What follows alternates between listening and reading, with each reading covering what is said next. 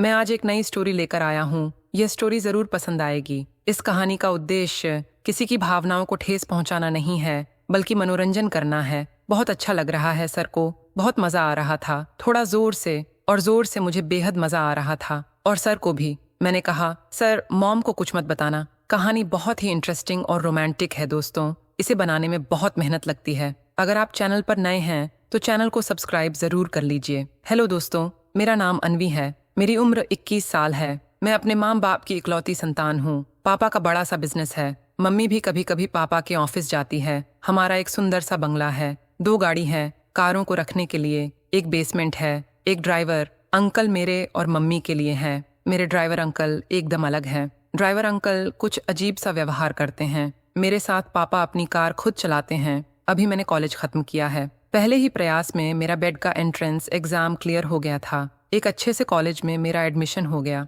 घर से कॉलेज लगभग 6 किलोमीटर में दूर था।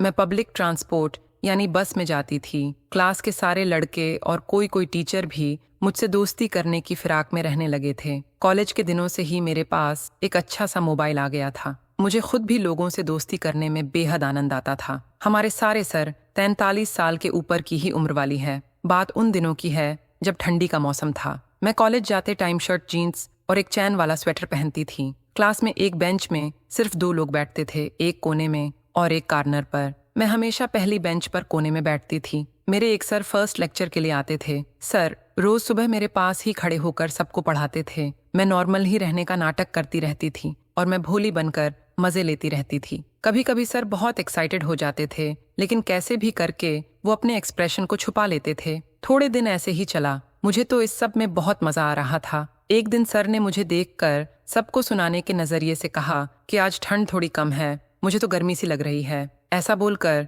सर ने खुद का स्वेटर निकाल दिया। अब जब सर ने स्वेटर निकाला तो आधे स्टूडेंट ने भी निकाल दिया, लेकिन मैंने नहीं निकाला। सर की नजर भी मेरे पर ही थी कि मैं क्या करती हूँ। अब मैंने भी गर्मी लग तो रही है। ऐसा बोलकर स्वेटर की चैन थोड़ी और नीचे कर दी। सर का मन अब पढ़ाने में नहीं था। तभी सर ने अपने हाथ से जानबूझकर ये किताब मेरे पास गिरा दी। जैसे ही मैं किताब लेने के लिए अपनी बेंच से नीचे झुकी, सर मुझे ही देखने लगे। मैंने भी तुरंत किताब सर खो दी और यह सब अनजाने में हुआ। ऐसा नाटक करते हुए स्वेटर के चैन को पूरा बंद कर लिया। ये सब मैंने ऐसे किया था जिससे सर बोलेंगे कि यह सब इतने दिनों से जो हो रहा था वह अनजाने में ही हो रहा था। मैं अब ऊपर बेंच पर सीधी बैठ गई। खैर, ये बहुत दिनों तक चला, लेकिन आगे मामला मैंने बढ़ने नहीं दिया। सर भी यही समझ रहे थे कि यह सब एक इत्तेफाक से हुआ था। हालांकि इतने समय में सर ने यह जान लिया था कि मैं पब्लिक बस से आती हूँ तो वह मेरा पीछा करने लगे। अब स्कूल खत्म होने के बाद हालात ये होने लगे थे कि मैं जीसस बस से घर जाती। उसी बस में सर भी अपने घर जाने लगे थे। खाली सीट हो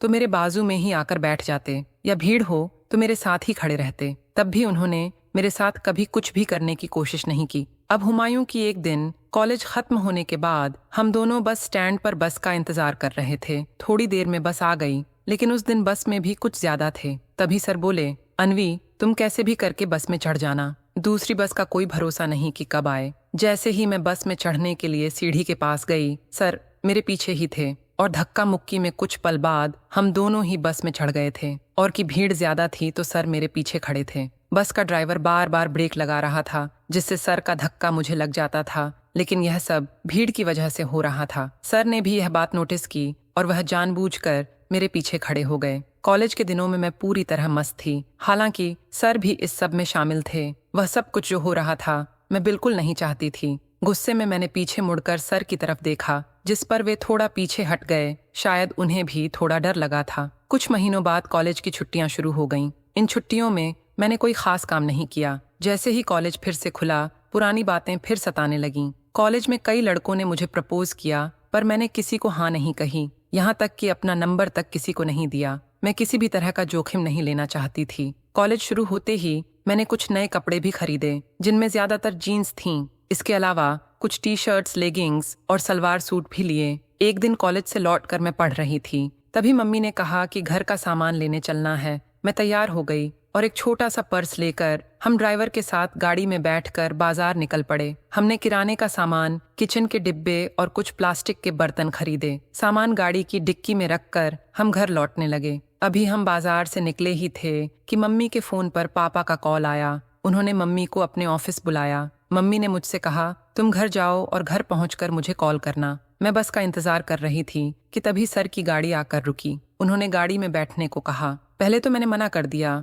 पर सर ने कहा, अभी कोई बस नहीं है, आ जाओ, मैं तुम्हें घर छोड़ दूंगा। गाड़ी में बैठते ही सर ने गाड़ी घर की तरफ मोड़ ली। रास्ते में एक दो बार उनके हाथ मेरी जांघों से छू गए। जब भी मेरी नजर उनसे मिलती वे मुस्कुरा देते। उनकी नजरें कुछ अजीब लग रही थीं। 20 मिनट में हम घर पहुंचे। गाड़ी पार्क करते ही मैं तुरंत नीचे उतर गई। मैंने सर से कहा, आप अंदर से डिक्की खोलें, मैं सामान निकाल लेती हूँ। सर ने डिक्की खोली और मैं झुककर सामान निकालने लगी। मुझे पता था कि सर भी सामान निकालने आएंगे। ऐसा ही हुआ। वे तुरंत अपनी सीट से उठकर पीछे आ गए। वे धीरे धीरे सामान निकाल रहे थे, पर मैंने महसूस किया कि वे बार बार मुझसे टकरा रहे थे। मुझे समझ नहीं आ रहा था कि यह जानबूझकर है या अनजाने में। फिर अचानक वे पूरी तरह मेरे ऊपर गिर पड़े। मैंने जैसे तैसे उन्हें संभाला। उनका शरीर बहुत गर्म था। मैं उन्हें सहारा देकर अंदर ले गई और अपने बिस्तर पर लिटा दिया। ड्रॉअर से दवाई निकालकर उन्हें दी। थोड़ी देर बाद वे सामान्य हुए तो फूट फूट कर रोने लगे। मैंने पूछा, ऐसा क्यों हो रहा है? तब उन्होंने बताना शुरू किया,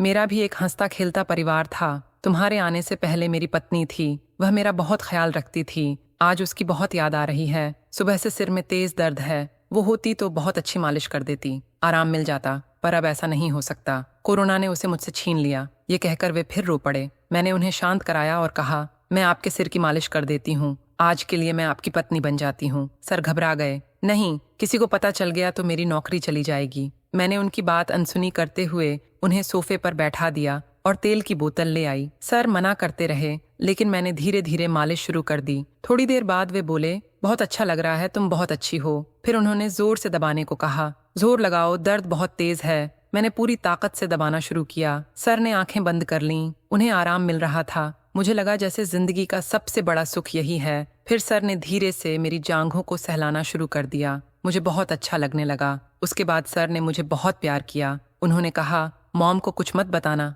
10 मिनट बाद हम अलग हो गए। मैं पढ़ाई में लग गई और सर गाड़ी लेकर अपने घर चले गए। कैसी लगी आपको ये कहानी? कमेंट करके जरूर बताइए। मिलते हैं अगली कहानी के साथ। धन्यवाद।